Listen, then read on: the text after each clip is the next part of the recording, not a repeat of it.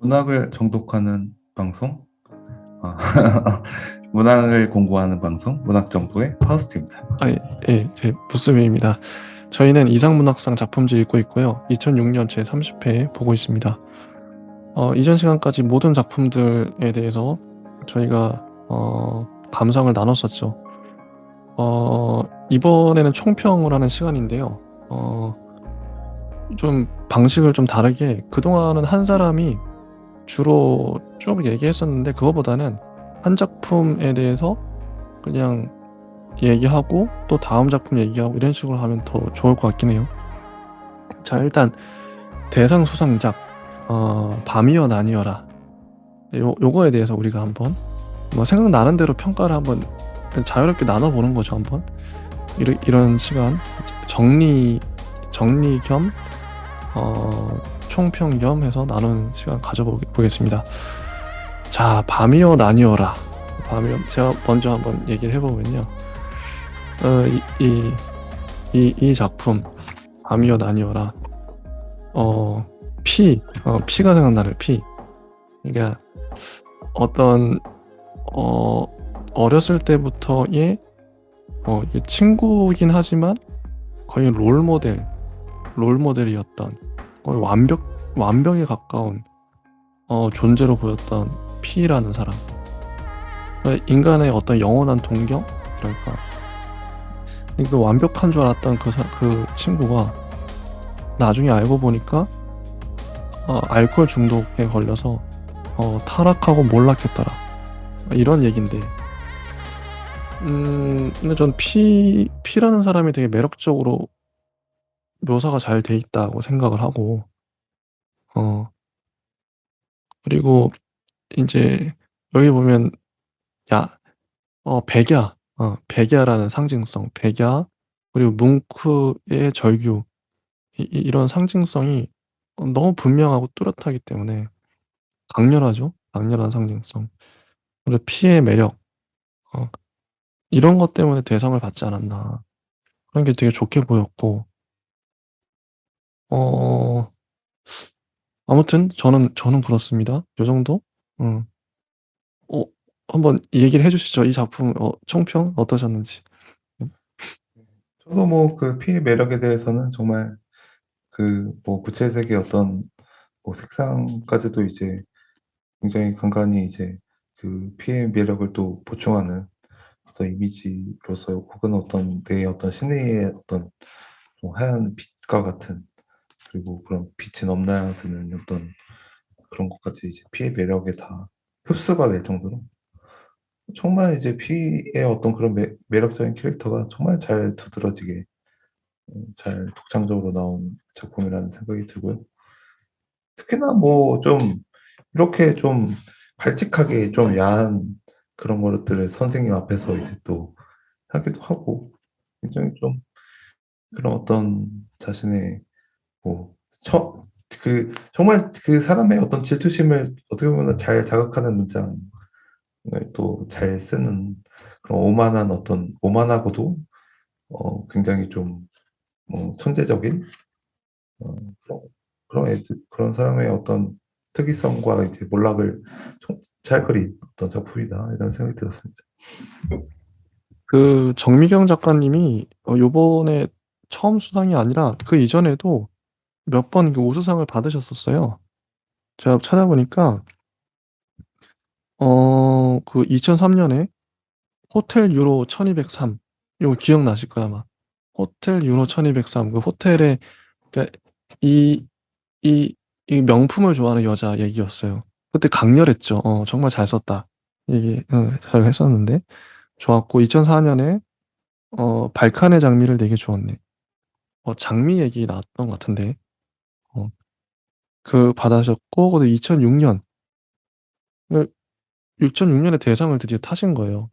그러니까 이때 당시엔 되게 잘 나갔던 작가님이신 거죠. 2003, 2004, 2006, 2006년에 대상을 받으셨으니까 이런 부분이 되게 눈에 띈다. 음 저는 뭐 아까도 나눴지만 그 부분, P라는 인물이 단지 잘나기만 한 거 아니에요. 저희가 피의 입장에서 보니까 나름 좌절이 있었죠.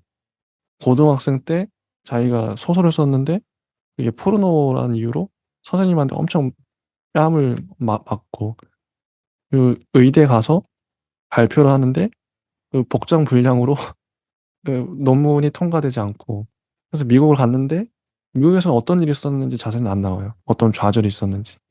근데 거기서 어떤 일이 있어서 또 이제 뭐 술을 마시기 시작했고, 유럽으로 와서 사랑의 묘약을 만드는데 그 약이 당연히 성공할 리가 어렵겠죠. 그런 상황. 그런, 그러니까 피의 입체적인 모습, 단순한 인간이 아니다. 입체적인 모습이 잘 드러났던 것 같고, 그리고 전 M의 역할도 되게 중요했다 생각해요. P와 만약에 단순하게 이 양자구도였으면 나랑 P, 그러니까 친구 한, 요 정도만 나왔으면 좀 소설이 단순해질 수 있는데, M이라는 존재. M은 P의 와이프, 아내죠.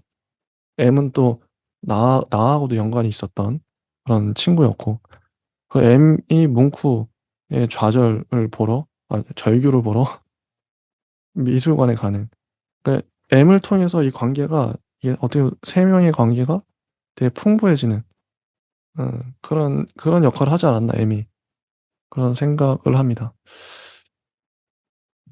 잘 쓰여진 소설이다. 혹시 뭐 더 하신 말씀 있으실까요? 이 소설에 대해서? 그래서 또 이제 보니까 그런 어떤 피해 다리에 코를 부비는 어떤 큰 개 한 마리까지 보이면서 이 공간이나 어떤 인물에 대한 묘사가 확실히 좀 탁월한 작품이다 이런 생각이 듭니다. 자, 다음 작품. 나의 피투성이 연인. 이것도 정미경 작가님 소설이에요. 이거는 죽은 소설가 남편의 에, 그 컴퓨터에 저장되어 있던 비밀번호가 걸려 있던 문서를 아내가 보면서 이 남자가 바람 폈네, 이런 얘기거든요. 근데 그 글을 출판업자가 자꾸 이제 이거 내면 대박이다, 이게 꽃이잖아요. 꽃이고 협박까지 하는데 결국에는 마지막 결말을 보면 안 내죠. 어, 이게 뭐 남편을 위해서인지 뭔지 모르겠지만 복수를 할 수도 있었는데, 증오심에 그러지 않고 안 내요. 뭐 이런 소설인데, 어, 이 소설은 일단은 뭐 하우스님 평을 한번 들어보고 싶네요. 어떠셨는지. 저는 뭐 오히려 여기서 뭐 하나의 중점을 줘도 이제 좋을 정도로 사실 이 어떤 뭐 김재환 선생님은 좋은 작가였습니다 하면서 이제 돌아가신 어떤 뭐, 뭐 책을 이제 다 모아서 카프카의 어떤 뭐 유작을 모아서 이제 책을 내는 그런 어떤 느낌처럼 그렇게 가도 좋았고, 아니면은 뭐 클림트도 이제 굉장히 비극적인 어떤 결말을 맞은 사람이죠. 아무튼 뭐 그런 어떤 뭔가 이제 그 인물에 대한 어떤 비극적인 어떤 사연을 닮아도 재밌다는 생각이고, 결국에는 여기서 또 뭐 자신이 이제 가려움증, 그리고 그 사람을 이제 기억하면은, 그리고 그 사람을 이제 상처 때문에 이제 계속 가려움증을 잊는, 이 가려움증만 써도 이 소설이 이제 단편 소설 하나가 될 것 같고요. 그리고 이제 맨 마지막에 또 이제 그런 어떤 형식이 있거든요.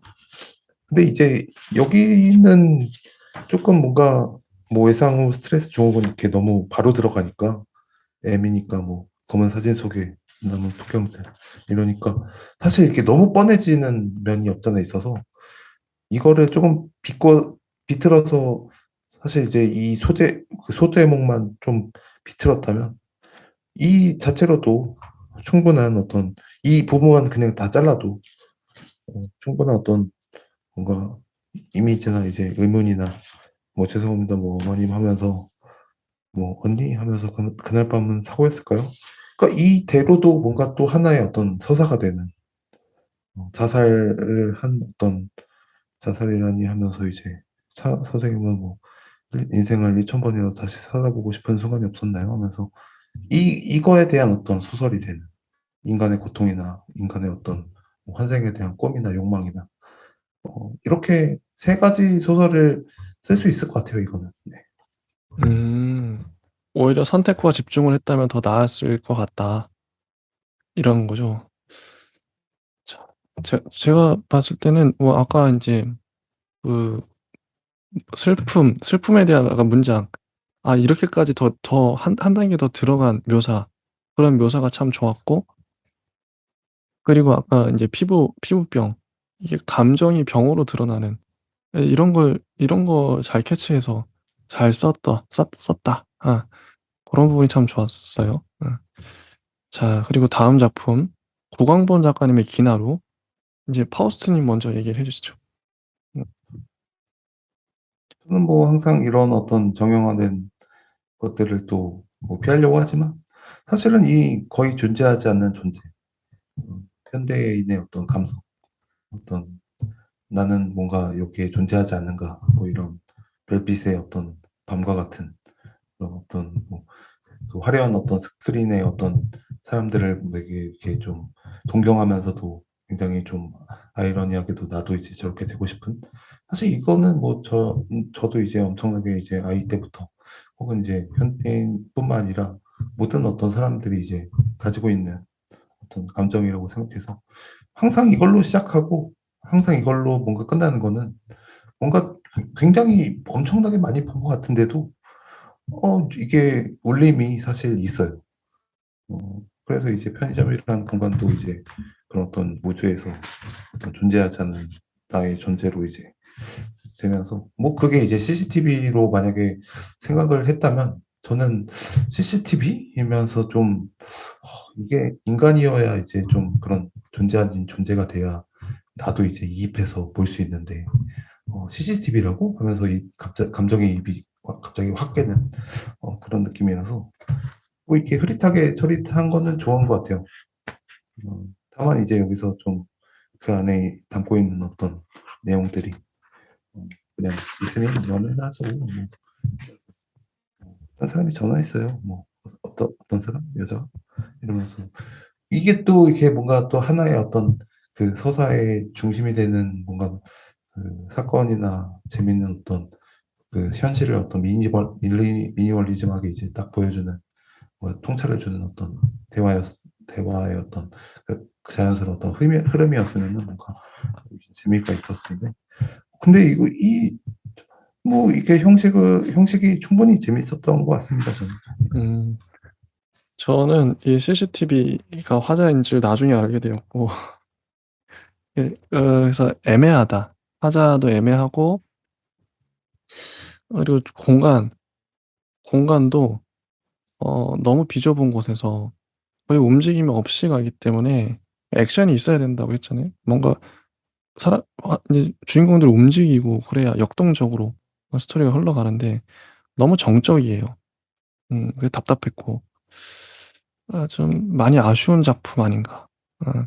또 전 편의점이란 공간도 제가 원래 편의점 주제로 지금 쓰고 싶고 때문에 어떤 영감을 얻을 수 있을까 했는데, 그냥 그거는 그냥 배경일 뿐이었고, 음, 그리고 문장도 너무 추상적이고 너무 관념적이고 철학적이다. 이게 소설엔 치명적이거든요. 그걸 잘 쓰지 않으면, 어, 관념적이다 이런 말이 안 좋잖아요. 좀 전반적으로 좀 별로였다. 예. 그리고 다음 작품 자두, 함정인 작가님의 자두.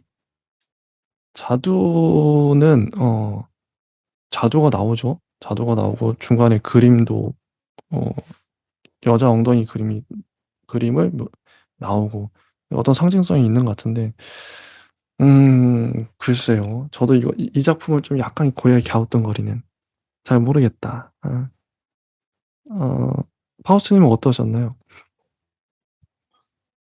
저는 뭐 이게 뭐 내용으로 읽는 소설이라고 뭐 아까 또 뭔가 얘기를 사실 한 이유가 이게 또 Y라는 어떤 관능성에 빠져서 사실 우리가 어떤 주제에 어떤 함몰되게 되면은 사실 이제 읽었을 때 어떤 그런 어떤 뭐 되게 감동적이고 뭔가 그 Y라는 어떤 사람에 대해서 내가 이제 그 세계에 대해서 조금 되게 뭔가 알 수 있을 것만 같이 이제 느껴지는, 그리고 약간 좀 집착을 하게 되는 그런 부분이 없잖아 있는데, 사실은 이게 또 쪼끔 더 뭔가 깊어져야 된다는 생각이 드는 게, 어 이 Y라는 어떤 사람이 결국에는 많은 방황과 미움과 그런 어떤 실패한 어떤 결혼을 통해서 뭐 얻을 수 있다면 중요할수록 서두르지 않는다는 것이 없다. 이런 또 문장이 또 뒷받침되면서 같이 이제 그만 좀 뭔가 서사에 뭔가 좀 그런 어떤 균형이나 그림자를 뭔가 또 이루게 되는, 그런 게 좀 더 필요하다. 그런 생각이 좀 들긴 했습니다. 좋습니다. 다음 작품. 자, 김경욱 작가님의 위험한 독서. 이건 독서 치료사, 책 치료사 얘기였죠. 이 작품 너무 좋아요. 저는 이런 류의 소설, 마치 저희가 그 이만교 작가님의 표정관리 주식회사 처럼 머리로 쓰는 작품이다. 음. 어떤 직업에 대해서 전문성도 보이고요. 그리고 그러니까 그녀와 나 딱 두 사람만 있으니까 집중력, 몰입도가 확 올라가죠, 소설 자체가. 그리고 중간중간에 인제 인용문도 많이 나오고, 책을 좋아하는 사람이라면 위험한 독서를 싫어할 수가 없겠다. 어 그리고 이야기를 이렇게 쌓아가는 거, 전개시켜 가는 거, 그녀와 나의 관계. 처음에는 그냥 뭐 손님, 어떤 뭐 상담자로 만났다가 점점 이 여자에 대해서 내가 관심이 가는 거죠. 그리고 나중에는 거의 스토커처럼 홈페이지도 들어가고, 이런 모습들, 이런 점진적인 이런 전개도 좋았고, 중간중간에 인제 자 이야기를 잘 이제 오므려 줘서 인제 잘 그 끝뜻도 잘 전달되고, 음 마지막이 어떻게 보면 반전일 수도 있는데, 싸이월드 얘기하면서 거의 스토커처럼 이렇게 보고 있죠. 이런 것도 섬뜩하고 어떤 메시지를 주는 것 같고, 전 다 좋았습니다. 위험한 독서라는 이 소설이. 파우스트님은 어떠셨나요?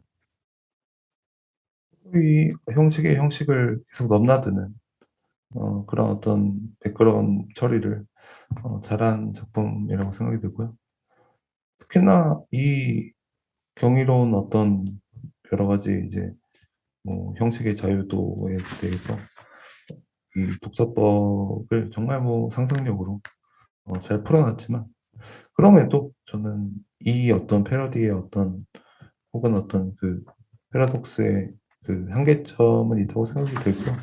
왜냐하면 이제 본연의 아우라, 벤자민이 얘기하는 본연의 아우라를 어떻게든 내기 위해서는 앤디 워홀처럼 이렇게 할 수도 있지만, 사실은 자신의 고유성을 이제 이끌어가는 방식에서, 형식에서 이게 약간 좀 걸림돌이 될 수 있거든요. 그럼에도 이거는 정말 영리하고 좋은 작품이다. 좋습니다. 다음 작품, 김영하 작가님의 아이스크림은, 이 소설은 배경이 중요해요. 90 년대 인제 중후반에 IMF, 그 배경 때문에 의미가 생기죠. 의미가 발생하는데, 그래서 소리가 나는 그 에어컨이라든지 그런 것들을 통해서 그 시대가 어땠는지를 증언하죠, 역사적으로. 어 "IMF 시대가 어땠는지 알고 싶으면 이 소설을 봐라." 이렇게 얘기해 줄 수 있을 정도로 중요한 서사가 아이스크림, 그 우리가 잘 아는, 이름은 까먹은 아이스크림. 그 아이스크림을 소재로 "아이스크림에서 기름 냄새가 난다." 근데 그거에 대처하는 대기업 간부의 모습. 이게 실제 그 시대의 기업들이 그러지 않았을까? 어떻게 보면 이게 풍자 소설인데, 기업이 그렇게 대처했기 때문에 IMF가 왔다, 이렇게 할 수도 있고요.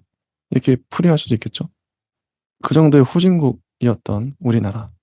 어 씁쓸하죠. 대기업의 실태. 당대에.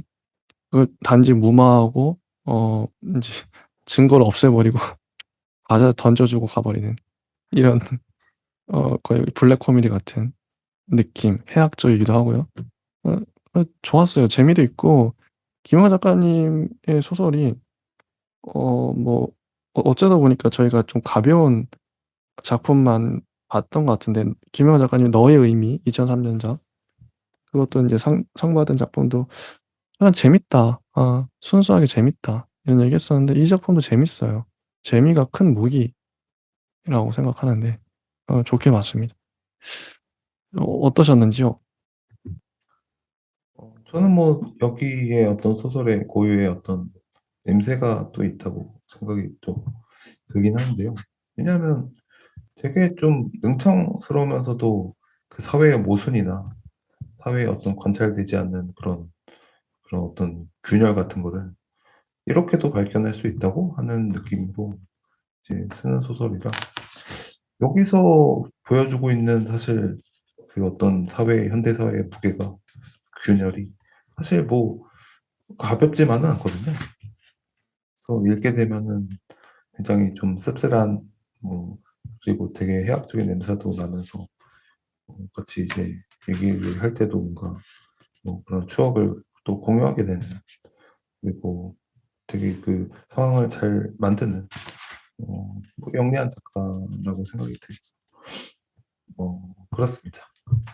김영하 작가님은 글 정말 잘 쓰세요. 재밌게 대중적으로 잘 쓰시는 것 같아요. 자, 다음 작가님은 정경림 작가님의 야상록인데요. 저는 솔직히 좀 별로다. 별로였다. 아까 뭐 그 긴 하루나 자두 같은 뭐 저의 취향이 아닐 수도 있어요. 아닐 수 있는데 근데 한 여성이 주인공 여성이 밤에 이제 잠이 안 와 가지고 이렇게 일어나서 자기의 인제 과거 회상하는 장면이죠. 과거 회상하는 건데 그 아버지 돌아가시고 나서 이제 어 바람 난 유부남과 같이 자고 잤던 이야기잖아요. 근데 바람 난 얘기인데 주로 아까 저희가 발견했던 게 색깔이었어요. 색깔에 대한 묘사. 어 색깔에 대한 묘사는 정말 의도적으로 전반부, 중반부, 후반부 이렇게 잘 배치가 색깔에 대한 묘사 위주로 이 소설을 보면 재밌겠다.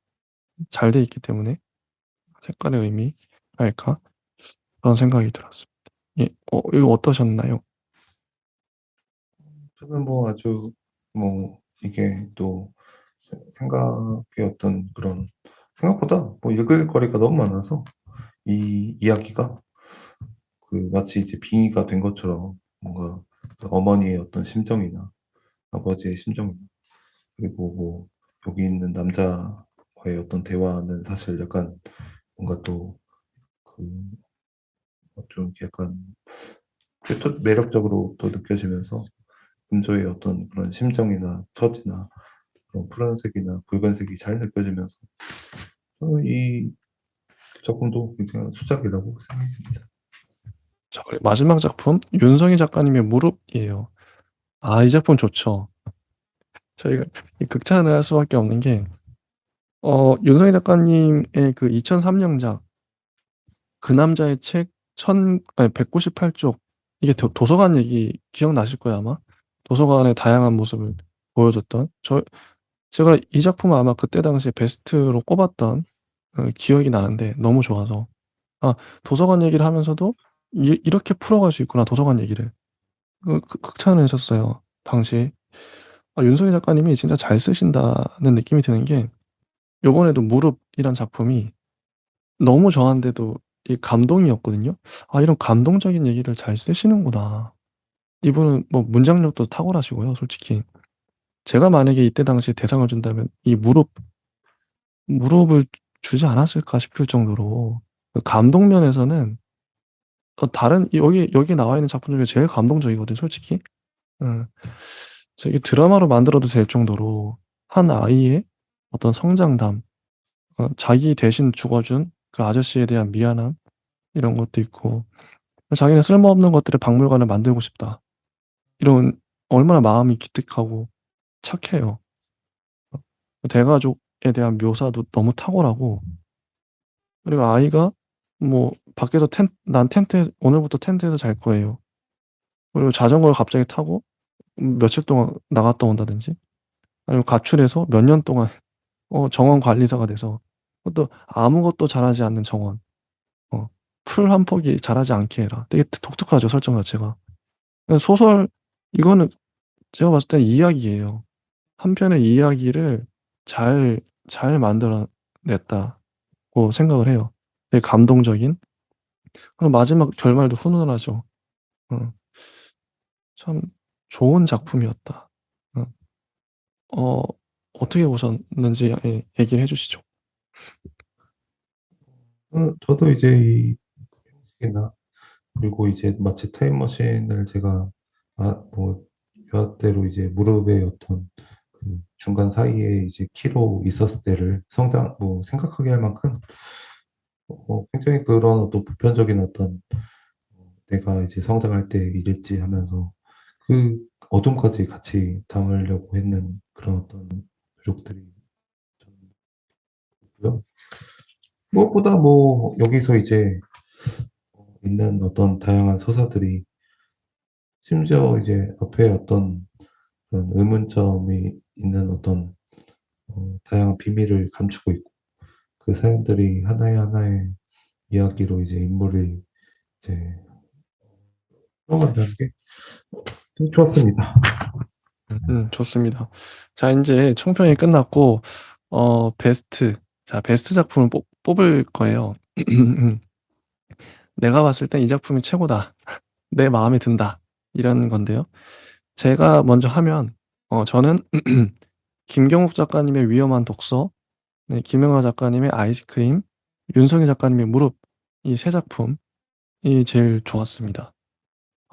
다 저의 취향이 맞았고, 다른 작품들은 솔직히 모르겠어요. 잘 모르겠어요. 요 세 작품 좋았습니다. 또 파우스님은 베스트 작품을 꼽으신다면, 네. 저는 뭐 다 너무 좋았지만 일단은 사실 다 이제 뭔가 좀 이번 작품도 뭐 다 재밌게 봐서 하나하나 매력이 있고 재밌게 봐서 좀 뭔가 그거를 처음 봤을 때 매력 있는 거 그다음 그리고 뭐 순위를 어떻게 정해야 되나 막 종합적으로 그냥 한번 해주시죠. 네, 전반 종합적으로. 네. 뭐 간단하게 네. 어 얘기를 해서 저는 뭐 무릎이랑 음, 뭐 아니요 나니어라 작품도 정말 욕망이나 질투를 목소리가 잘 좀 안 들려요. 잠깐, 목소리가. 네. 네. 네, 무릎이랑 또 다음, 네. 무릎이랑 네. 그리고 밤이여 나니어라랑 그리고 위험한 독서로 일단은 하고요. 오, 네.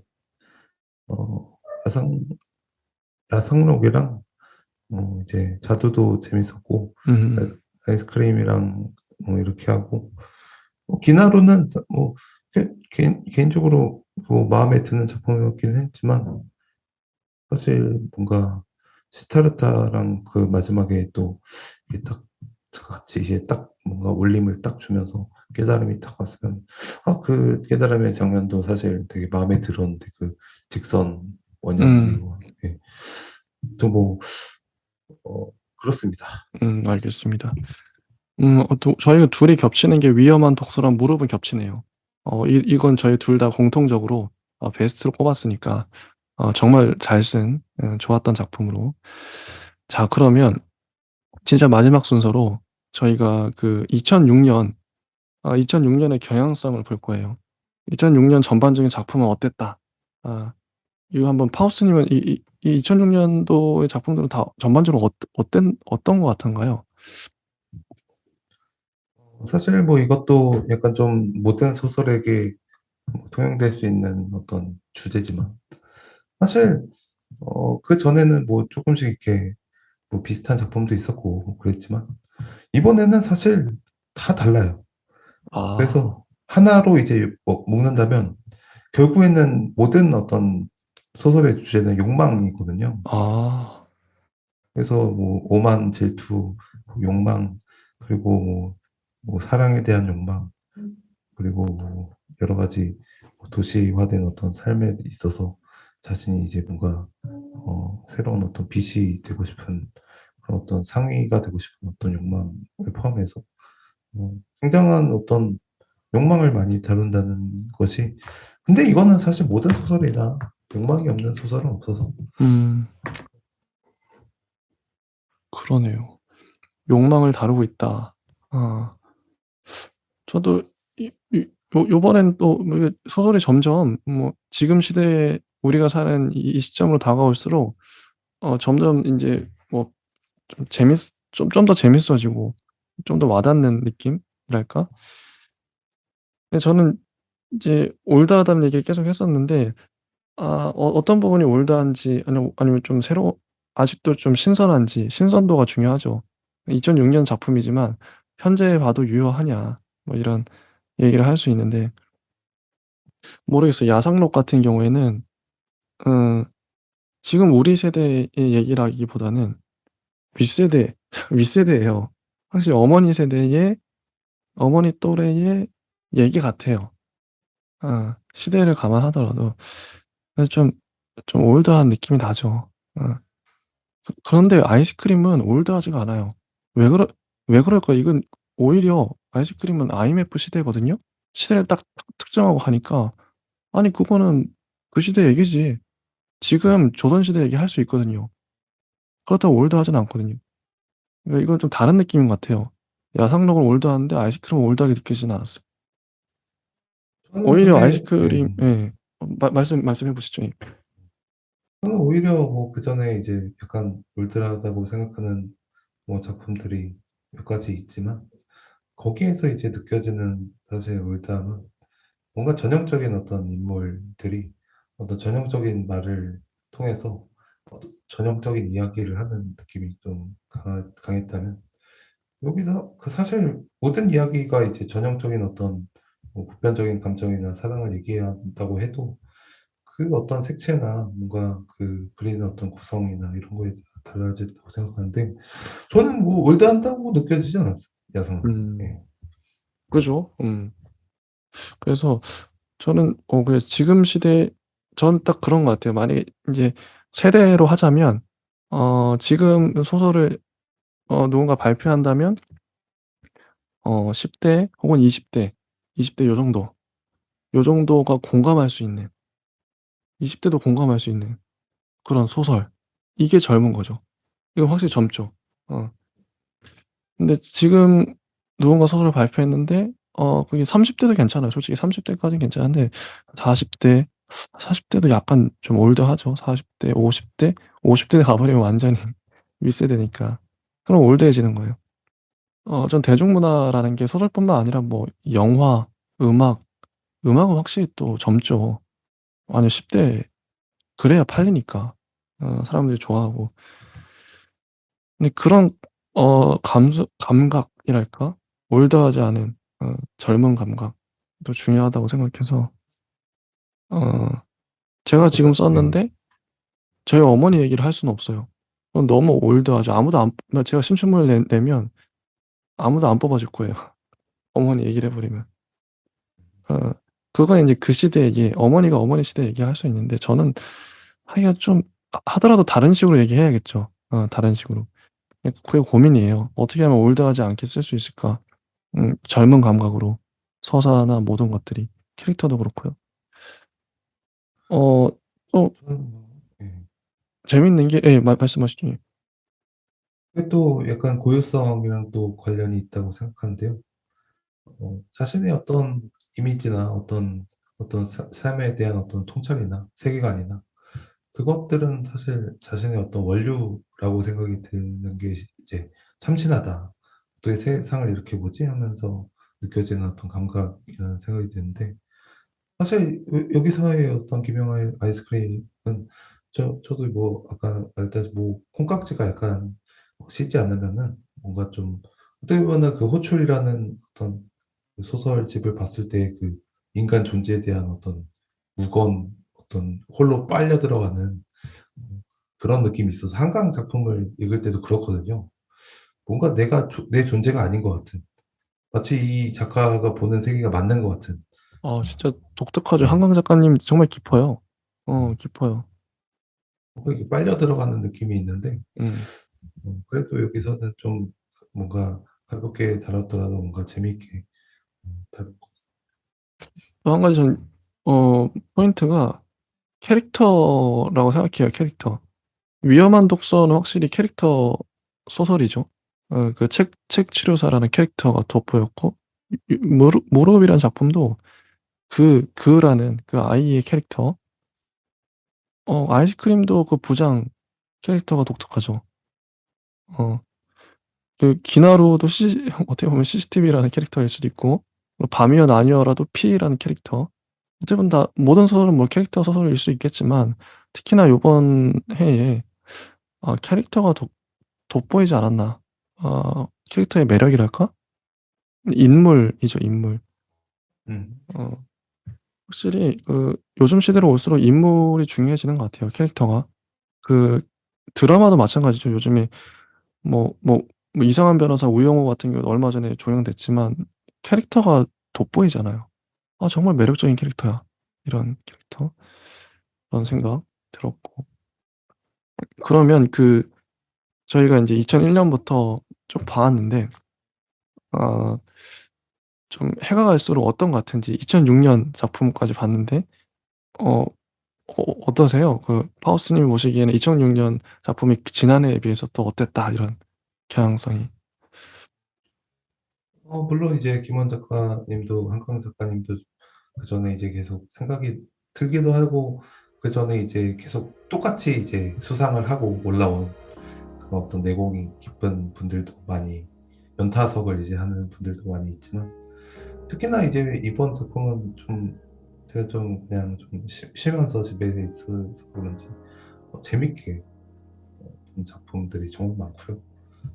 특히나 뭐 캐릭터 얘기를 또 하셨는데, 그런 어떤 캐릭터를 또 연구하는, 그리고 이 작가가 이 캐릭터를 또 딴 데에서 또 써먹지 않았나, 또 비슷한 어떤 대사나 어떤 이상적이고 매력적인 캐릭터를 또 쓰지 않았나, 뭐 이렇게 분석을 하는 이유가, 또 그 사람한테는, 작가한테는 그게 애정의 캐릭터, 그리고 어떤 자신의 어떤 얘기를 또 말을 대변해주는 굉장히 좀 재밌는 캐릭터들이 많이 좀 등장하면은 또 매력적이라고 생각하는데, 이게 충분하다고 생각합니다. 좋습니다. 자, 점점 해가 갈수록 작품들이 뭐 좋은 의미로 가벼워지고 있고 재밌어요. 재미 중요하죠. 소설의 재미 중요하죠. 읽는 재미가 중요한데 재밌어지고 있습니다. 저희가 다음 주에는 2007년, 저희 이게 참 좋아요. 한 주에 한 권의 리듬이 참 좋은 게 뭔가 책을 읽어가고 있다는 느낌이 들어요. 책 꼬지를 딱 봐도 우리가 벌써 저렇게 많이 읽었어? 이런 느낌이 오잖아요. 한 주에 한 권 딱 좋습니다, 지금. 2007년도 너무 기대가 돼요. 과연 어떤 놀라운 작품이 발견될 것인가. 기대가 됩니다. 파우스님 좀 마지막으로 하실 말씀 있으실까요? 그래서 뭐 여러 가지 이런 인물들의 매력을 보면서 어 이런 세계의 어떤 다양한 재미를 알아가는 게 아닌가. 다양한 어떤 캐릭터들이 있기 때문에, 다양하기 때문에 삶이 즐겁고 재밌는 게 아닌가 생각합니다. 네, 좋습니다. 저는 여기까지 하고요. 다음 주에 2007년 이상문학상 작품집으로 다시 찾아오도록 하겠습니다. 예, 감사합니다.